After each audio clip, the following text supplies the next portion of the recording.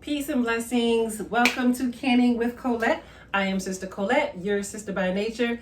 Today I am going to be showing a process of canning black beans. Okay, so typically I can a lot of navy beans, all right? They are definitely my favorite bean to can, but today I'm going to show the process of canning black beans. Okay, we're going to give the black beans some love today. All right, and so I've got my kitchen all set up. All right, and as you can see, my kitchen is very small, not a lot of room abroad, but it's enough for me to get the job done. All right, so and that's very important to make sure that your kitchen is set up. Okay, this might be something that you have to do the night before or early in the morning or what have you. Okay, so you definitely want to plan to can. Okay, you may have to do things in stages, or maybe you just have to do it all in one day, whatever works best for you. But so far, let me let you know what I have going on here. I've got my recipe book here already set so that I can refer to it at any time. Now I've got my cutting board here. I don't need this. This is going to be for another recipe. I'm going to be canning red potatoes as well, but I don't need that. So anything I don't need, I'm actually going to get out of the way. These are my red potatoes for later. I'm just going to slide those over. I've got some kitchen gloves just in case I need them for anything. I've got my vinegar here in a little bowl for later when it's time to clean the rims of my jars. I've got my seasonings already ready to go to add to my beans. And then we're going to get my utensils going here. So I'll pull you in a little closer so you can see what's going on with the utensils. All right, so I keep my utensils here, but I'm going to get everything out and ready to go. All right, and so we're going to make sure we have all the utensils. So of course I've got my jar lifter here. I've got my funnel. Absolutely, well, I won't say absolutely necessary, but definitely, I mean, to not have it is definitely going to be problematic for you, or it could be. Now this is the number one tool that you absolutely must have, and this is your jar lifter. I'm not going to need my tongs for anything, so I'll leave those in there. I've got my lid lifter that I'll be needing later. Definitely need my headspace ruler so I can make sure that I have the proper amount measured out into each jar. And I think that's all I'm going to need. I'm going to be needing my weights for my pressure canner, so I'll definitely put those to the side. My lids and bands are set to the side. I'll be washing these a little later and then just set them to the side. Today I'm using for jars brand lids and bands. Okay, so this is a brand that I have been recently using, and I currently definitely do recommend it. I have not had any issues with the lids sealing onto the jars, so definitely check them out. The link will be here for you. Okay, and so take advantage of that as well as my promo code. So if you do decide to purchase yourself some of these products, be sure to use my promo code Colette10. So that's COLETTE and then 10 at the end. All right, and then that will give you an additional 10% off your entire order, and you can use that over and over again. Okay, and let me know what you think of them. All right, so I think that's it for now. I'm going to place these back into the corner. Don't need those. And my jars are have already been washed. They're in my dishwasher as we speak, keeping warm.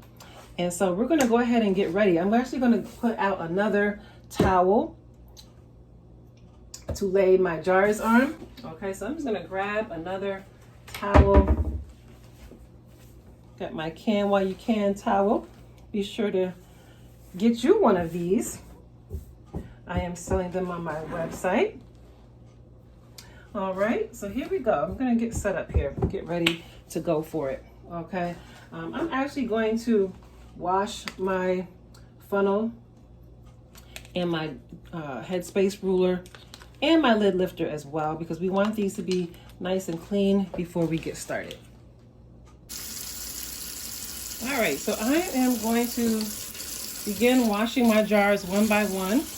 I am using Dawn antibacterial dish detergent. This is my favorite dish detergent to use.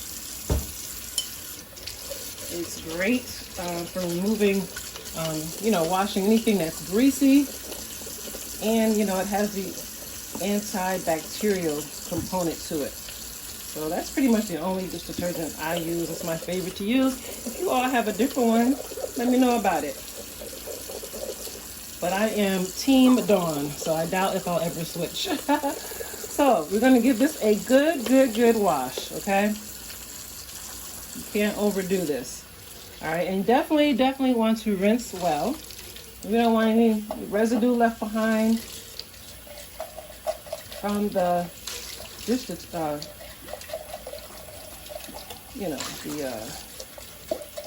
dish liquid. All right.